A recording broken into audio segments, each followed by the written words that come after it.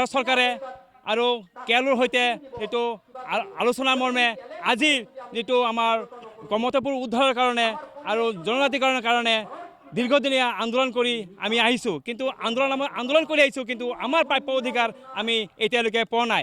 সেয়েহে আমি সিদ্ধান্ত লৈছোঁ যে আগন্তুক 9 নৱেম্বৰত বঙাইগাঁৱত বিশাল প্ৰতিবাদী গণসমাৱেশৰ এটা আয়োজন কৰিছোঁ। আৰু সেই গণসমাৱেশত আমি লাখ লাখ আজি জনগোষ্ঠীৰ আমাৰ কুচাৰী জনগোষ্ঠীৰ লোক আহি আমাৰ ইয়াতে আমাৰ একত্ৰিত হ'ব। আৰু সেই গণসমাৱেশতে আমি দেখুৱাই দিব বিচাৰিছোঁ, আমি চৰকাৰক আমি দেখুৱাই দিব বিচাৰিছোঁ যে আমি সেই গণসমাৱেশৰ আজি আমাৰ শক্তি আমি প্ৰদৰ্শন কৰিব বিচাৰিছোঁ, কাৰণ শক্তি নেদেখালে আমাৰ প্ৰাপ্য অধিকাৰৰ পৰা আমি বঞ্চিত হৈ আছোঁ। দেখা যায় যে আমাৰ জাতিমতী আইকনিক লিডাৰ জীৱন সিংহ লগতে আমাৰ DL কোচক আজি এই আমাৰ চৰকাৰে ভাৰত চৰকাৰে মাতি পেলাই আনি আমাক আলোচনাৰ নামত আলোচনা কৰি 3 বছৰ ধৰি আমাক আজি এন্ধাৰ ৰুমত ৰাখিছে। কিয় ৰাখিছে আজি এন্ধাৰ ৰুমত? আজি আলোচনা কিয় শান্তি চুক্তি আলোচনা এতিয়ালৈকে আমাক এতিয়ালৈকে সফল কৰা নাই, বা আলোচনালৈকে কিয় আমাক এতিয়ালৈকে আগবঢ়া নাই? সেইকাৰণে আমি অসম চৰকাৰক আমি ধিক্কাৰ জনাইছোঁ। অসম চৰকাৰ সতৰ্ক হৈ থাকক। আগন্তুক দিনৰ কাৰণে অসম চৰকাৰক এটাই সকীয়াই দিব বিচাৰিছোঁ যে অসম জ্বলিব, ধাও ধাওকৈ জ্বলিব। সাৱধান অসম চৰকাৰ, কুচৰাজবংশী জাতিক যদি জনজাতিকৰণ নিদিয়ে 25ৰ ভিতৰতে ৰক্তাক্ত হ'ব।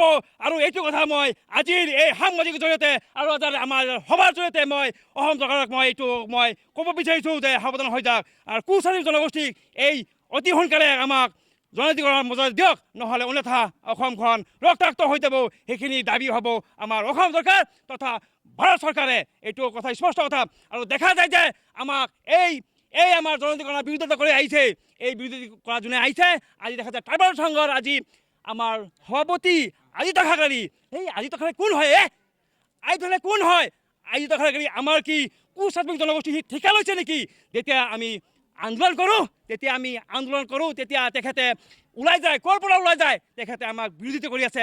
বিৰোধিতা কৰা তেখেতক মই তীব্ৰভাৱে গৰিহণা দিছোঁ। তেখেতক আমি চেতাৱনী দিছোঁ, সাৱধান হৈ যাওক আজিত খাগৰাৰী, আপুনি আমাক ঠিকা লোৱা নাই, আমাৰ কুচাৰী জাতিক আমাৰ ঠিকা লোৱা নাই, সাৱধান হৈ যাওক। আমি কুচাৰী জাতিৰ আমাৰ জনজাতিকৰণৰ মৰ্যাদা আমাৰ কমতে পুনৰুদ্ধাৰৰ কাৰণে আৰু কেৰালাৰ শান্তি চুক্তিৰ কাৰণে আমি আমাৰ প্ৰাপ্য অধিকাৰৰ কাৰণে আমি আন্দোলন কৰি আছোঁ, কিন্তু তাতে আপুনি মাত মতাৰ কোন হয়? সাৱধান হৈ যাওক। আমি সেইকাৰণে চৰকাৰক আহ্বান জনাইছোঁ যে আগন্তুক দিনৰ কাৰণে আমাৰ 2025ৰ ভিতৰতে যদি কুচাৰী জনগোষ্ঠীক যদি জনজাতিকৰণ নিদিয়ে তেতিয়াহ'লে অসমখন ধাও ধাওকৈ জ্বলিব, ৰক্তাক্ত হ'ব। এইটো কথা স্পষ্ট কথা। অসম চৰকাৰ আৰু ভাৰত চৰকাৰ মই সকীয়াই দিছোঁ আজিৰ এই সংবাদ মেলৰ জৰিয়তে, আজি আমাৰ এই সভাৰ জৰিয়তে। সাৱধান হৈ থাকক।